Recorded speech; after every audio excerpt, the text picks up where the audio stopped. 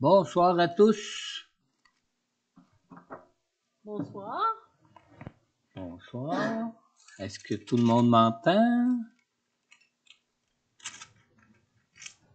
On ne sait pas. Oui, j'entends. J'entends, d'accord. OK. Alors, ce soir, on voit la 10e leçon de la série Les fondements de la foi en Jésus. Et cette leçon nous parle de la Sainte Seine, qu'on appelle aussi communément la communion, ou que d'autres aussi appellent le repas du Seigneur. Mais nous, dans nos contextes d'église évangélique, habituellement, on l'appelle la Sainte Seine. Alors, on va lire ensemble pour commencer 1 Corinthiens au chapitre 11. On va lire les versets 20 à 34. J'en lis un petit peu plus long que ce que je lis habituellement quand on prend ce texte pour la Sainte Seine, parce que je veux vraiment qu'on regarde aussi tout le contexte de la Sainte Seine qui nous est développé dans 1 Corinthiens chapitre 11 pour mieux comprendre ce que signifie comme tel le repas du Seigneur ou la Sainte Seine. Alors, on lit à partir du verset 20 pour nous mettre en contexte.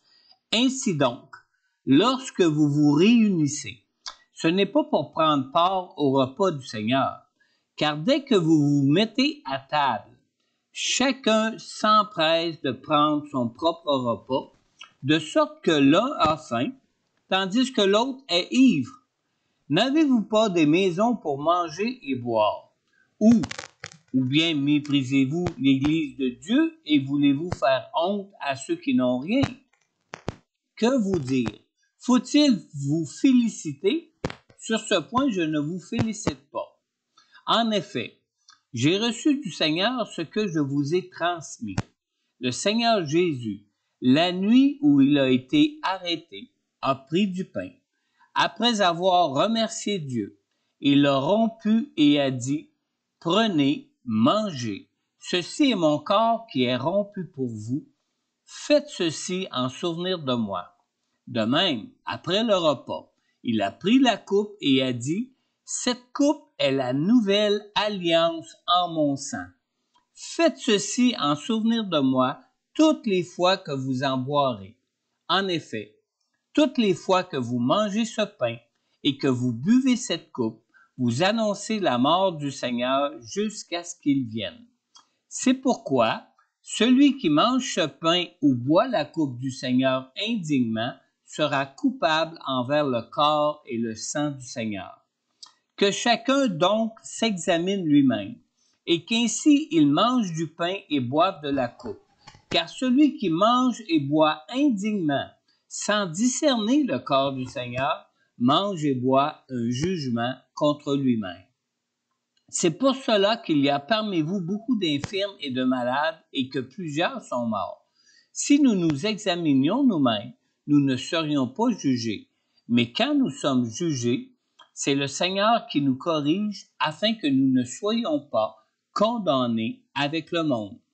Ainsi, mes frères et sœurs, lorsque vous vous réunissez pour le repas, attendez-vous les uns les autres. Si quelqu'un a faim, qu'il mange chez lui, afin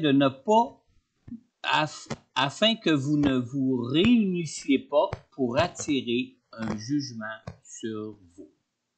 Prions ensemble. Seigneur notre Dieu, merci pour ta parole ce soir, Seigneur. Merci, Seigneur Dieu Tout-Puissant, pour ton Saint-Esprit aussi, Seigneur. Seigneur, je te prie encore ce soir, Seigneur, que tu puisses, Seigneur Dieu, ouvrir nos cœurs, ouvrir notre intelligence, ouvrir notre esprit à ton Saint-Esprit, afin que nous puissions, Seigneur Dieu Tout-Puissant, comprendre l'importance de cette ordonnance que tu nous as donnée, Seigneur Dieu, de prendre ces symboles en ton nom, Seigneur Dieu, d'une façon régulière, afin de nous examiner dans notre relation de foi avec toi, Seigneur. Seigneur, donne-nous cette grâce ce soir, Seigneur Dieu, de pouvoir, Seigneur Dieu, connaître l'onction de ton esprit qui peut nous enseigner toutes choses, Seigneur Dieu, afin que nous puissions marcher fidèlement à toi, à ton amour, Seigneur Dieu, fidèlement, Seigneur Dieu, à ton amour qui s'est manifesté à la croix pour nous et qu'on puisse ainsi, Seigneur Dieu, toujours vivre, Seigneur, de façon, Seigneur Dieu, à glorifier ton nom dans nos vies, Seigneur. Dans le nom de Jésus, Père, j'ai prié. Amen. Amen. Maintenant, qu'est-ce que la Sainte Seine signifie pour vous en tant que croyant en Jésus? L'idée ici n'est pas de donner une bonne réponse à cette question, mais le but de la question, c'est vraiment de vous aider à identifier pour vous-même votre compréhension que vous avez concernant le repas du Seigneur. Alors, est-ce que quelqu'un aimerait partager sa compréhension de la Sainte Seine? Quelqu'un en ligne, peut-être sur Zoom, ou quelqu'un ici qui viendrait au micro?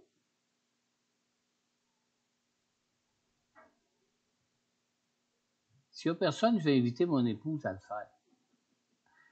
Elle faisait signe que non, elle savait que j'étais pour lui demander.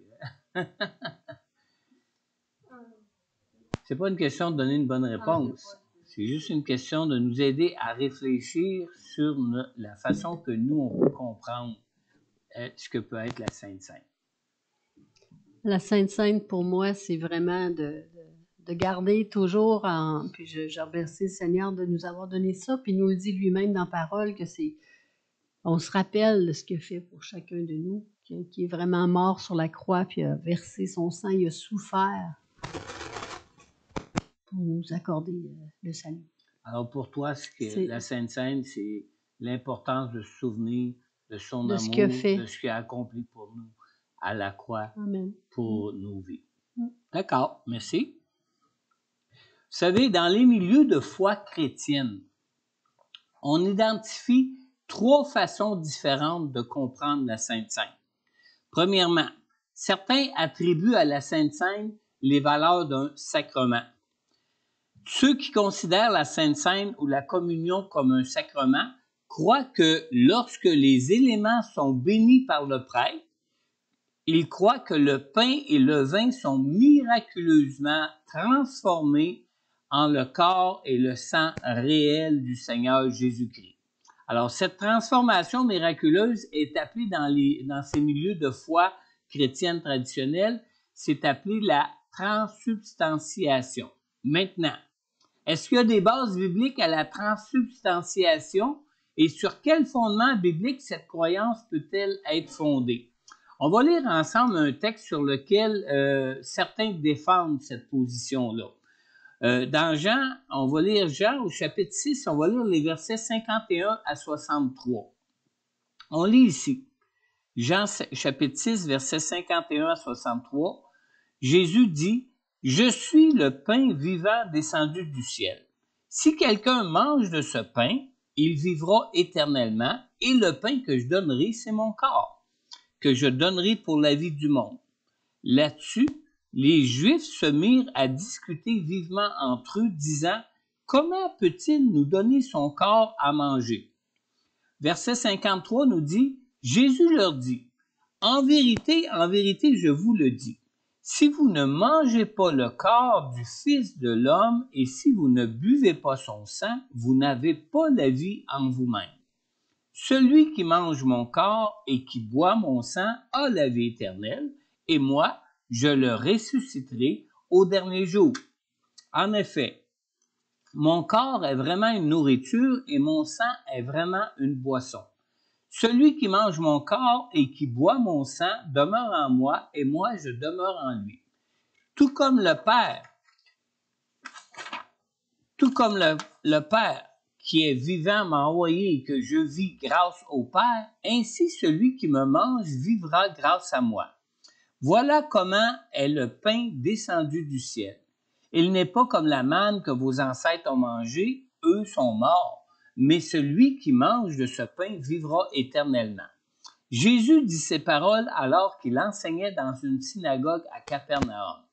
Après l'avoir entendu, beaucoup de ses disciples dirent « Cette parole est dure, qui peut l'écouter? » Jésus savait en lui-même que ses disciples murmuraient à ce sujet.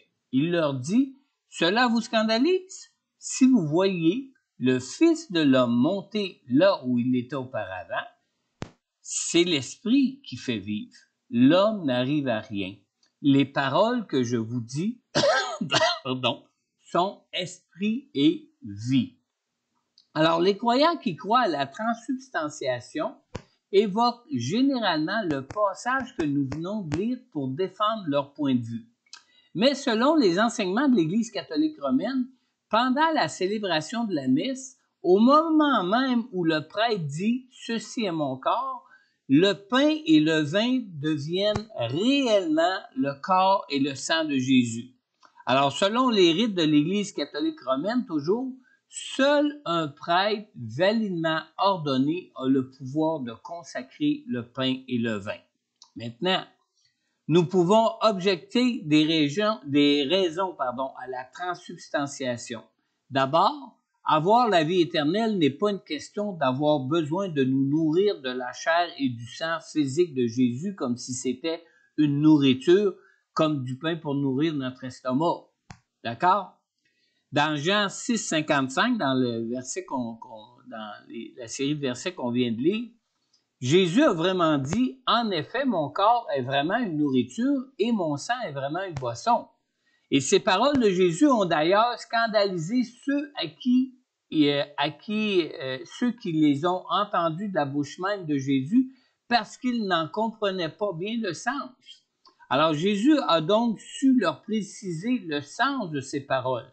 Parce qu'on lit juste un petit peu plus bas dans Jean chapitre 6, dans le verset 63 qu'on a lu aussi, Jésus dit ici, c'est l'esprit qui fait vivre.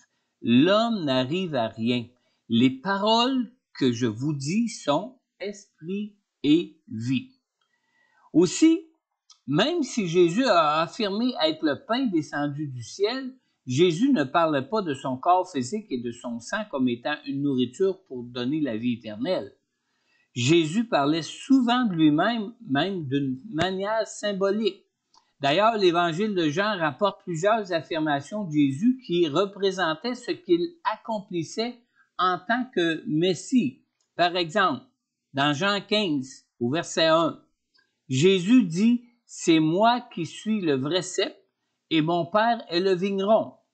On n'interprète pas ces paroles de Jésus dans un sens littéral comme si Jésus était réellement un cep, une partie d'une vigne, un peu comme un arbuste qui va produire du fruit, qui va produire du raisin, n'est-ce pas? Autre exemple aussi. On a dans Jean au chapitre 10 au verset 9, Jésus dit aussi « C'est moi qui suis la porte. Si quelqu'un entre par moi, il sera sauvé. Il entrera, il sortira, il trouvera de quoi se nourrir. » Voyez-vous, de la même manière, quand Jésus dit « Ceci est mon corps », il parle d'une manière symbolique et non pas d'une manière littérale ou matérielle. Sinon, s'il faudrait prendre toutes ces paroles-là comme d'une manière littérale et matérielle, Jésus serait comme une porte qu'on ouvre et qu'on ferme pour entrer, aller vers Dieu et sortir, hein, n'est-ce pas? Deuxième façon de voir aussi, en ce qui concerne la Sainte Seine, c'est que dans d'autres milieux de foi chrétienne, on comprend la Sainte Seine comme un rite mystique. C'est-à-dire qu'on croit que le pain et le vin sont des symboles, mais qu'ils apportent la présence réelle de la personne de Jésus à ceux qui mangent le pain et qui boivent de la coupe. On ne croit pas que le pain et le vin soient réellement le corps et le sang de Jésus, comme ceux qu'on vient de voir qui croient à la transsubstantiation. Mais on croit que ces symboles apportent quand même la présence spirituelle de Jésus. Mais en fait, Jésus a promis d'être présent chaque fois que les croyants se réunissent ensemble en son nom. On lit dans Matthieu au chapitre 18 au verset 20, « En effet, là où 2 ou 3 sont rassemblés en mon nom, je suis au milieu d'eux. » Alors, ceux qui croient que les symboles de la Sainte Seine amènent la présence spirituelle du Seigneur prétendent être en droit de penser que si Jésus était déjà présent là où 2 ou 3 sont réunis en son nom, qu'il devait être présent encore d'une manière plus particulière au moment de la Sainte Seine. Mais en réalité, Dieu est là pour ceux qui croient et ceux qui sont réunis en son nom, point à la ligne. Finalement, dans les milieux de foi chrétienne évangélique, on considère la Sainte Seine comme une commémoration du sacrifice de Jésus à la croix. Et quand je parle d'une commémoration, c'est-à-dire que c'est un rite qui nous permet de nous souvenir du sacrifice de Jésus qui a été accompli à la croix. Alors, lorsque les croyants en Jésus participent à la Sainte Seine, les symboles rappellent aux participants l'amour de Jésus qui a été sacrifié à la croix pour nos péchés.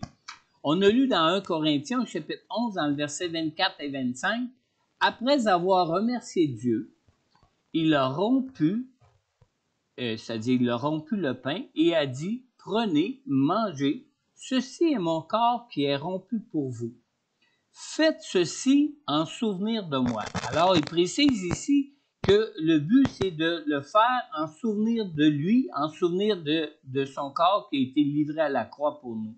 Au verset 25, on lit aussi, « De même, après le repas, il a pris la coupe et a dit, « Cette coupe est la nouvelle alliance en mon sang. » Et il donne encore le but pour lequel on devrait le faire. Il dit, « Faites ceci en souvenir de moi toutes les fois que vous en boirez. » Alors, dans les deux versets qui réfèrent l'un au corps de Jésus et l'autre au sang de Jésus livré à la croix pour nous, les deux nous sont ordonnés dans le but de nous souvenir de l'œuvre de crucifixion de Jésus à la croix. Alors, dans les deux versets, nous voyons que le pain est un symbole pour représenter les souffrances qui ont été infligées au corps de Jésus et que la coupe est aussi un symbole, mais qui représente la vie de Jésus qui a été livrée à la croix, où ce que Jésus est mort pour nous à la croix. Alors, la Sainte Seine est un rite de commémoration qui nous a été ordonné pour permettre aux participants de se recueillir et de réfléchir à la valeur de la croix pour notre salut. Quelles que soient les croyances des différents milieux de foi chrétiennes, la Sainte Seine représente pour tous les milieux de foi chrétiennes une cérémonie qui est des plus solennelles. Participer à la table du Seigneur, c'est un geste qui exige d'être fait en toute dignité. Choisir de prendre les symboles de la Sainte Seine, ça exige une prise de conscience personnelle de ceux qui prennent les symboles, de ceux qui participent à la Sainte Seine. Alors, le croyant en Jésus qui participe au repas du Seigneur est appelé à réfléchir à sa relation de foi qu'il a en Jésus. On a lu dans 1 Corinthiens 11, 27 au début, on a lu « C'est pourquoi celui qui mange ce pain ou boit la coupe du Seigneur indignement sera coupable envers le corps et le sang du Seigneur. » Ça crée en nous une certaine crainte qui fait que dans tous les milieux de foi chrétienne, quelle que soit notre conception qu'on a de la Sainte Seine, fait en sorte que ça devient un événement vraiment solennel pour chacun de nous. Alors, ce verset nous montre toute l'importance de comprendre ce que signifie de participer au repas du Seigneur. Participer à la Sainte Seine, c'est un geste solennel qui nous appelle à le faire avec une attitude qui va être digne du Seigneur, qui est représentée dans les symboles mêmes du repas. Alors, manger le pain et boire de la coupe indignement, comme nous le lisons dans le verset, peut rendre le croyant coupable envers le sacrifice de Jésus à la croix. Maintenant, le faire dignement, comme on le lit ici, ça ne signifie pas de mériter d'y participer. Le faire dignement, comme on le lit ici, signifie plutôt d'y participer avec humilité et reconnaissance dans une bonne attitude face à l'amour que Jésus nous a témoigné à la croix. Il n'y a personne qui, dans cette nature de pécheur dans laquelle nous vivons nos vies ici-bas, personne ne sera jamais assez digne pour pouvoir se mériter l'amour que Jésus nous a manifesté à la croix. D'ailleurs, on lit dans Romains au chapitre 5, dans le verset 8, la deuxième partie du verset, que alors que nous étions encore des pécheurs, Christ est mort pour nous. Alors, si on n'était pas digne que Christ déjà meure pour nous alors que nous étions des pécheurs, Si Jésus mourait pour nous à la croix alors que nous étions encore des pécheurs, pourquoi maintenant devrions-nous avoir à nous mériter l'amour qui nous a témoigné à la croix? Il n'y a aucune raison pour ça. Amen? Maintenant, aucun homme ou aucune femme ne pourra jamais être trouvé parfait, sans péché aucun dans cette vie, dans ce monde dans lequel nous vivons, qui lui-même est un monde imparfait et un monde dominé par le péché. Alors, participer dignement à la table du Seigneur ne signifie pas d'être immaculé, sans péché aucun devant Dieu. C'est pas ce que ça signifie. Ce n'est pas la qualité de la personne qui compte pour participer dignement au repas du Seigneur. Ce qui compte, c'est notre attitude face à la croix, c'est la qualité de notre cœur pour Dieu. Dans 1 Corinthiens 11, 27, on a lu « C'est pourquoi celui qui mange ce pain ou boit la coupe du Seigneur indignement sera coupable envers le corps et le sang du Seigneur. » Maintenant, ici, le mot « indignement » qu'on trouve dans ce verset, c'est un mot qui est un adverbe et non un adjectif. La parole de Dieu ici emploie l'adverbe dignement et non pas le mot digne pour nous indiquer l'importance dans laquelle on doit, pour nous indiquer l'attitude avec laquelle on doit prendre la Sainte Seine. Et vous savez, en grammaire, on va me faire un prof de français ici, là, mais en grammaire, nous apprenons qu'un adverbe qualifie le verbe, alors qu'un adjectif qualifie le nom. Alors, un verbe, c'est un mot qui décrit une action, c'est un mot qui décrit un geste, tandis qu'un nom, c'est un mot qui décrit une personne et une chose. Et ici, ce qui est décrit en utilisant un adverbe, c'est notre attitude ou notre façon de prendre la Sainte Seine et non pas la qualité de notre personne. Alors, ce qui compte lorsque nous nous approchons du Seigneur à la croix, c'est la qualité de notre approche et non la qualité de notre propre personne. Donc, l'important n'est pas d'être une personne digne de l'amour de Dieu qui nous est manifesté à la croix. L'important, c'est de le faire dignement en ayant un cœur humble, reconnaissant et ouvert à Dieu pour lui confier nos vies. Amen. Est-ce qu'il y a des questions jusque-là? Est-ce que c'est bon? Je vous endors pas trop, là. C'est très magistral comme enseignement. OK, un autre point. La Sainte Seine, c'est une commémoration du prix que peut nous coûter de nous aimer les uns les autres comme Jésus nous a lui-même aimés. On oublie souvent cet aspect-là de la Sainte Seine. Mais comme on l'a vu au début, dans 1 Corinthiens chapitre 11, on lit dans le verset 24 et 25. Après avoir remercié Dieu, il l'a rompu et a dit, « Prenez, mangez, ceci est mon corps qui est rompu pour vous. Faites ceci en souvenir de moi. » De même, après le repas, il a pris la coupe et a dit, « Cette coupe est la nouvelle alliance en mon sang. Faites ceci en souvenir de moi toutes les fois que vous en boirez. » Ce qu'il faut savoir ici, c'est que à ses débuts, la Sainte Seine se pratiquait à l'occasion d'un repas communautaire qui était appelé un repas agapé. C'était pas un repas comme on fait maintenant avec simplement des symboles. Quand les gens participaient à ce repas à cette époque-là, les gens y participaient pour se nourrir aussi et non pas seulement pour prendre des symboles.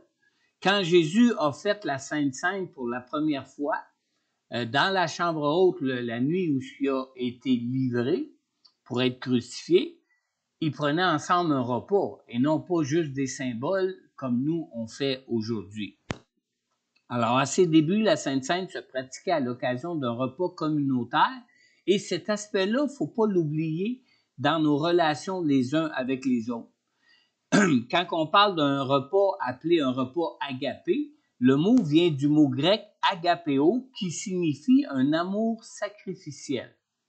Alors, c'était le genre de repas communautaire que les églises faisaient à l'époque. Et ce repas suivait l'exemple qui était laissé par Jésus lui-même lors de son dernier repas avec ses disciples. D'ailleurs, dans 1 Corinthiens 11, 23, quand on commence à lire ce que la parole de Dieu nous enseigne ici concernant la Sainte Seine, ça commence en disant « Le Seigneur Jésus, la nuit où il a été arrêté, a pris du pain. » Alors, ça réfère au premier repas agapé que Jésus a eu le soir où il a été livré à la croix. Qu'est-ce qui s'est passé le soir de ce repas-là? C'est ça qui est important pour bien comprendre l'importance qu'il y a dans la Sainte Seine de nous aimer les uns les autres comme Jésus nous a aimés. C'est que dans Jean 13, on lit dans le verset 14 et 15, « Si donc je vous ai lavé les pieds, moi le Seigneur et le Maître, vous devez aussi vous laver les pieds les uns les autres. Car je vous ai donné un exemple afin que vous fassiez comme je vous ai fait. » Vous vous souvenez de l'histoire où ce que Jésus a enlevé sa tunique, a mis comme une tunique de serviteur ou un tablier de serviteur, puis il a lavé les mains à ses disciples. Puis même Pierre, il dit « Oh non, non, pas moi, Seigneur. Hein? » Les pieds de ses disciples, oui, pardon. Excusez, je fais des lapsus. C'est-tu un lapsus, ça? C'est une erreur, en tout cas, oui, ça c'est sûr.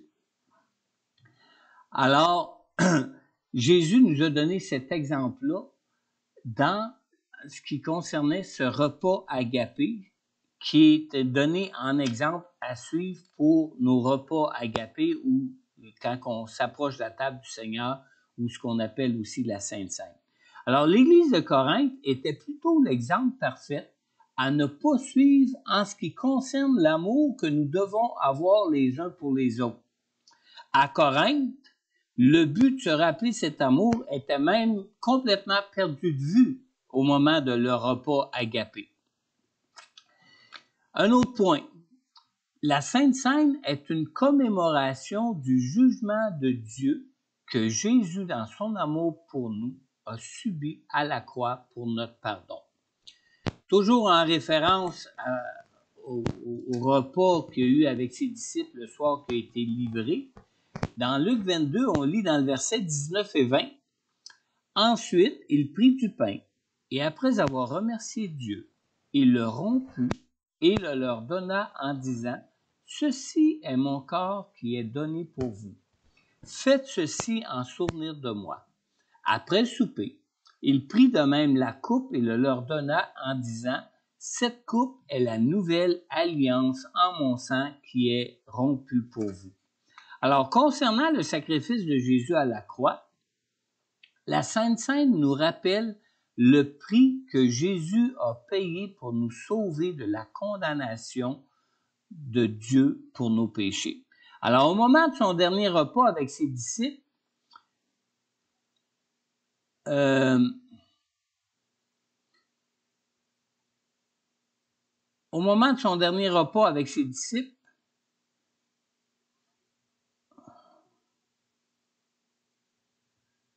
on peut voir deux choses que notre salut a coûté à Jésus. Premièrement, les souffrances de nos péchés vont lui infliger, les souffrances que nos péchés vont infliger à son corps.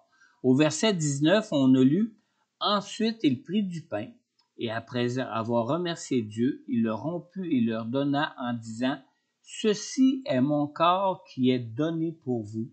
Faites ceci en mémoire de moi. » Alors, Jésus tenait le pain comme une représentation, un symbole de son corps qui devait être meurtri, qui devait être brisé à la croix pour le prix de nos péchés.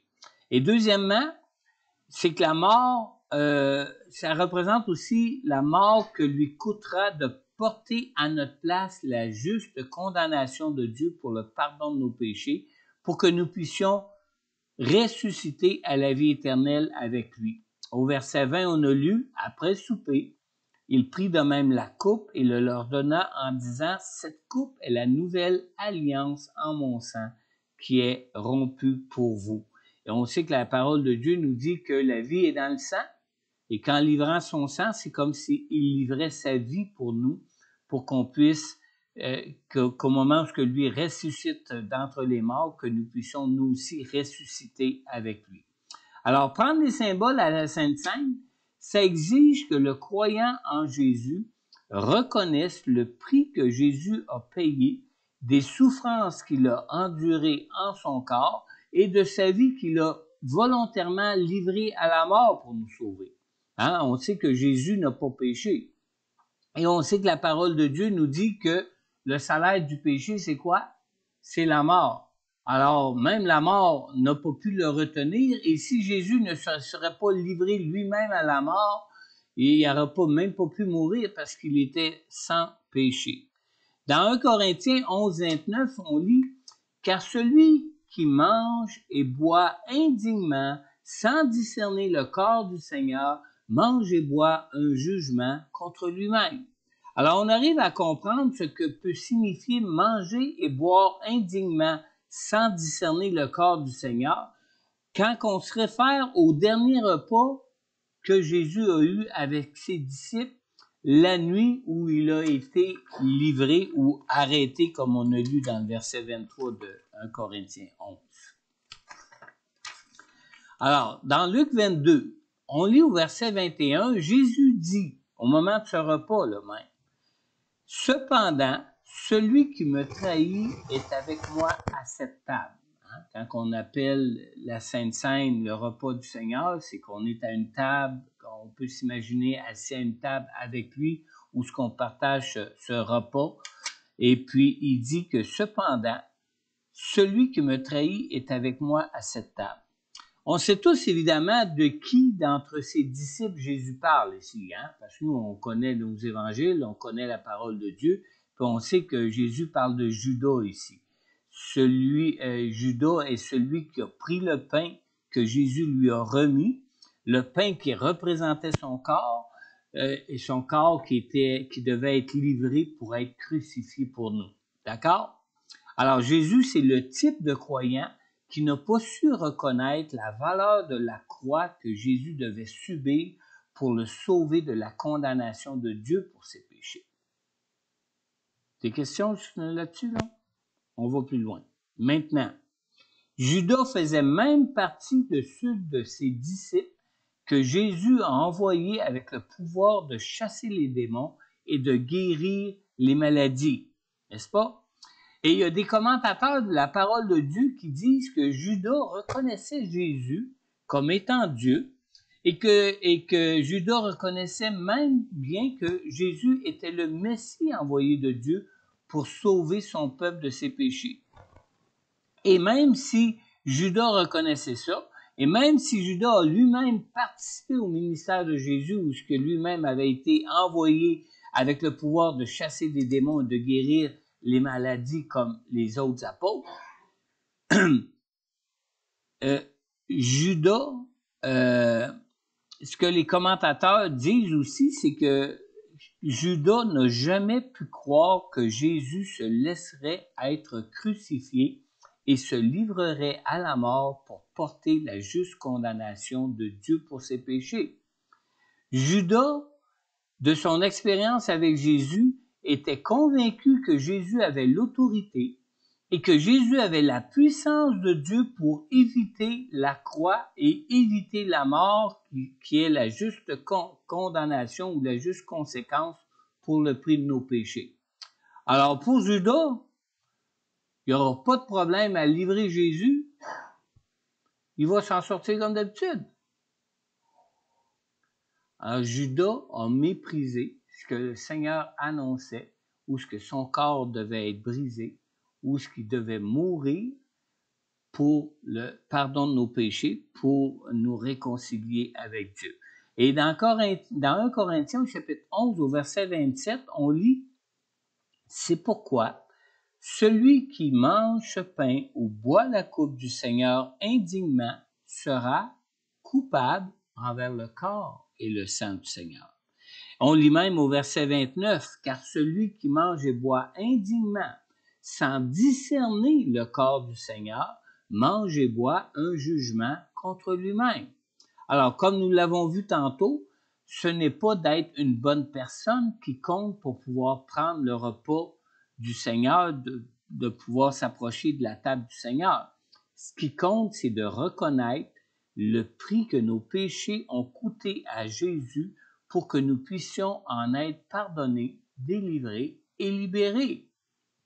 Alors, Judas, lui, dans sa conception que Jésus était vraiment Dieu, dans sa conception que Jésus était vraiment le Messie, Judas n'a jamais réalisé que Jésus devait payer un prix, qu'il devait payer au prix de sa vie et au prix de ses souffrances à la croix, la juste condamnation pour nos péchés devant Dieu. Et c'est ce qui fait qu'il a méprisé la croix que Jésus annonçait pour qu'il soit sauvé.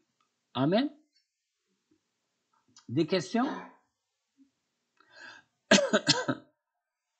Alors, pour Judas, le fait de ne pas reconnaître le prix de ses péchés l'a poussé à se livrer à ses passions les plus viles, pensant qu'aucune conséquence ne pouvait atteindre Jésus puisqu'il est Dieu.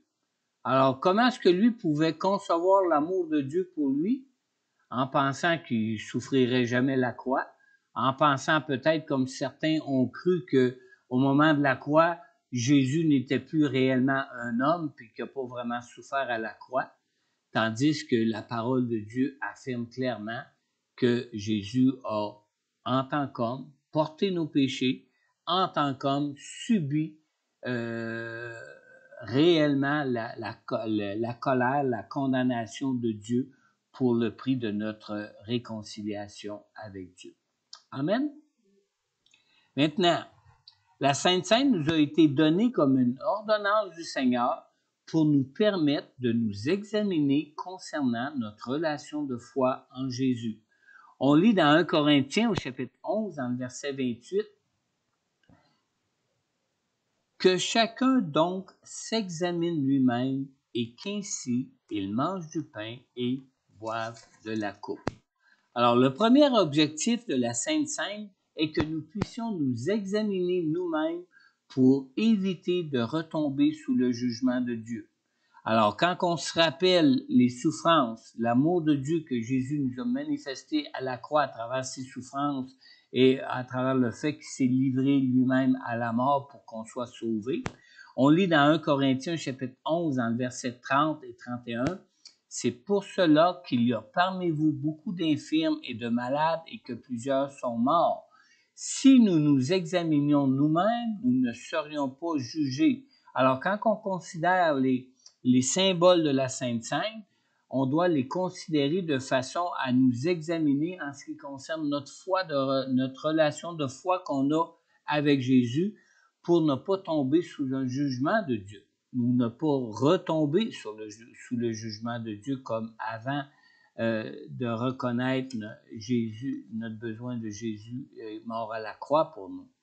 Alors, lorsque nous manquons d'examiner notre relation de foi avec Jésus, nous risquons de nous abandonner à certaines de nos faiblesses, comme ça a été le cas pour Judas, et d'éprouver des jugements de Dieu dans nos vies, comme ça a été le cas pour Judas, où il est même, comment qu'on dit?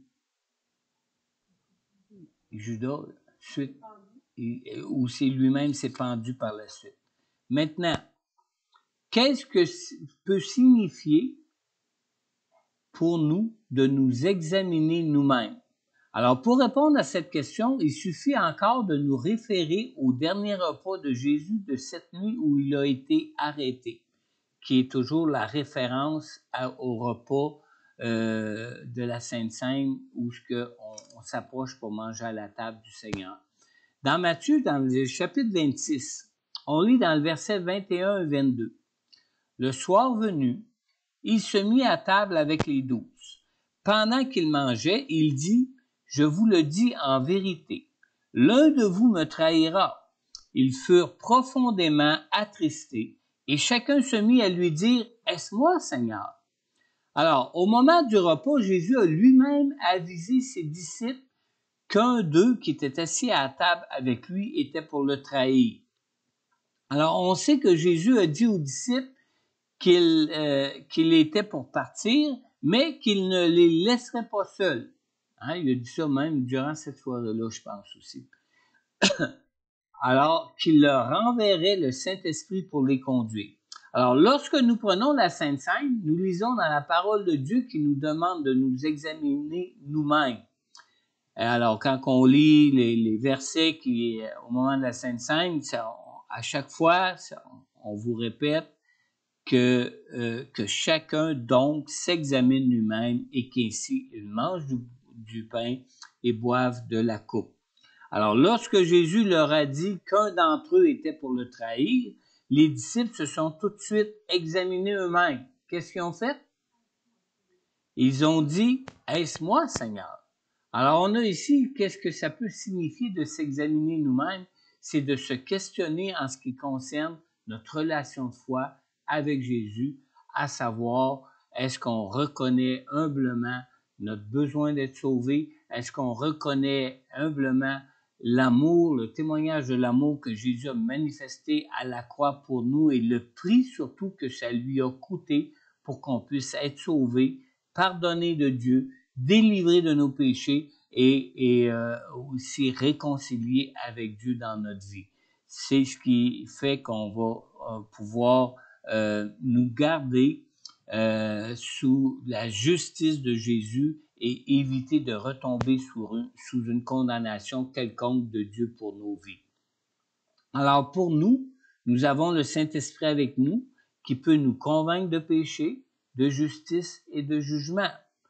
Alors, il nous suffit pour nous de poser la même question que les disciples ont posée à Jésus, simplement en demandant au Seigneur, « Est-ce moi, Seigneur? » Amen. Alors, à moins que nous soyons aveuglés par notre péché comme Judas pouvait l'être ou comme Judas l'a été, le Saint-Esprit, lui, qui sonde nos cœurs et qui nous connaît encore mieux que nous-mêmes, pourra nous révéler nos péchés et nous révéler la valeur du sacrifice de Jésus pour nous conduire de manière à nous détourner de nos péchés dans nos vies. Amen. Maintenant, le deuxième objectif de la Sainte Seine que Dieu veut nous éviter, que Dieu veut pour nous, c'est de nous éviter de périr comme le monde qui demeure dans leur péché et qui demeure ainsi sous la condamnation de Dieu pour leur vie. Ça, c'est le deuxième objectif de Dieu pour lequel il nous a ordonné de participer régulièrement à la Sainte Seine. On lit dans 1 Corinthiens 11, 32. Mais quand nous sommes jugés, c'est le Seigneur qui nous corrige afin que nous ne soyons pas condamnés avec le monde. Alors, l'objectif de Dieu, c'est vraiment que nous puissions éviter la condamnation de Dieu comme ceux qui sont dans le monde qui demeurent sous la condamnation de Dieu. Alors, on peut trouver le Seigneur sévère de nous corriger lorsque nous persistons dans nos péchés. Mais on lit dans Hébreux au chapitre 12. C'est le dernier texte qu'on va lire ce soir. Hébreux chapitre 12, les versets 4 à 11. Vous ne les aurez pas à l'écran, on va les lire directement dans nos Bibles ou sur notre téléphone pour ceux qui ont le Bible sur leur téléphone. On lit à partir du verset 4. Vous n'avez pas encore résisté jusqu'au sang dans votre combat contre le péché. Ça nous montre qu'on est encore des pécheurs. Hein? Et vous avez oublié l'encouragement qui vous est adressé comme à des fils. Mon fils, ne méprise pas la correction du Seigneur et ne perds pas courage lorsqu'il te reprend. En effet, le Seigneur corrige celui qu'il aime et il punit tous ceux qu'il reconnaît comme ses fils. Supportez la correction comme des fils. C'est comme des fils que Dieu vous traite. Quel est le fils qu'un père ne corrige pas? Mais si vous êtes dispensés de la correction à laquelle tous ont part, c'est donc que vous êtes des enfants illégitimes et non des fils. D'ailleurs, puisque nos pères terrestres nous ont corrigés et que nous les avons respectés, ne devons-nous pas d'autant plus nous soumettre à notre Père céleste pour avoir la vie? Nos pères nous corrigeaient pour un peu de temps, comme ils le trouvaient bon, tandis que Dieu le fait pour notre bien, afin que nous participions à sa sainteté. Certes, Au premier abord, toute correction semble être un sujet de tristesse et non de joie, mais elle produit plus tard chez ceux qu'elle a ainsi exercés un fruit porteur de paix, la justice. Alors, dans leur amour pour les enfants, qu'est-ce qu'ils font de bons parents? Qu'est-ce qu'ils font ceux qui sont de bons parents? Les bons parents cherchent toujours à les corriger de leur travers pour leur éviter des conséquences qui pourraient s'avérer des conséquences irréparables pour leur vie. N'est-ce pas? Et de la même façon, dans son amour pour nous, le Seigneur qui nous aime au point de s'être livré à la croix pour nous sauver, nous demande de nous examiner nous-mêmes d'une façon régulière afin de nous détourner justement de nos travers. Alors, si parfois il arrive que le Seigneur doive lui-même nous corriger, ce n'est pas qu'il nous aimerait moins que lorsqu'il est allé à la croix pour nous à notre place, pas du tout. Mais c'est pour que nous revenions au pied de la croix pour reconnaître la valeur de son amour qui nous sauve, pour bénéficier de toutes ces grâces qu'il a acquis pour nous à la croix pour nous. Amen. Est-ce qu'il y a des questions? Des commentaires? Est-ce que Sylvie veut changer sa compréhension de la Sainte Seine? Non. Peut-être ça peut changer la vôtre, mais ce qui est important, c'est de se souvenir que c'est un moment où ce qu'on peut s'examiner en ce qui concerne notre foi dans notre relation avec Jésus, de manière à réaliser combien ça l'a coûté au Seigneur Jésus de faire de nous des enfants de Dieu pour que nous puissions vraiment nous engager à marcher comme enfants de Dieu dans nos vies et à compter sur le Seigneur pour être changés et être transformés de jour en jour jusqu'au jour où nous ressusciterons au ciel pour paraître en sa présence. Amen. Amen.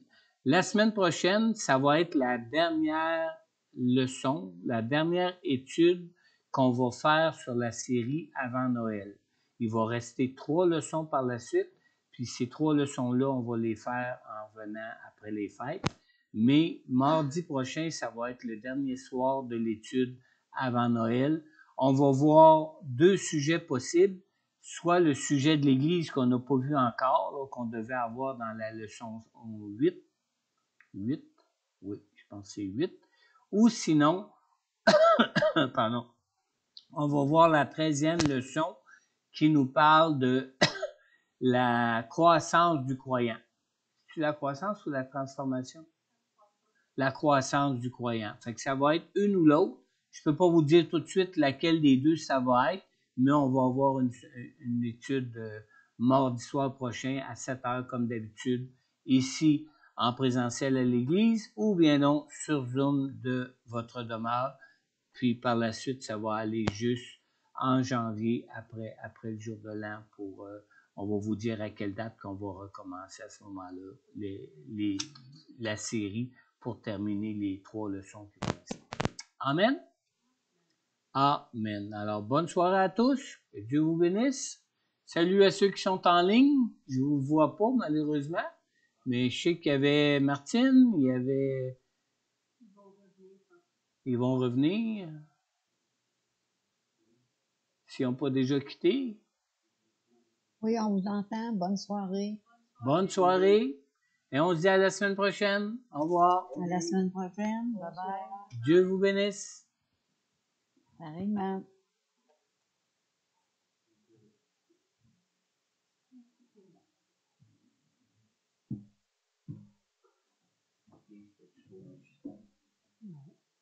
Bonsoir, Marc. Oui, Marc. C'est ça, c'est...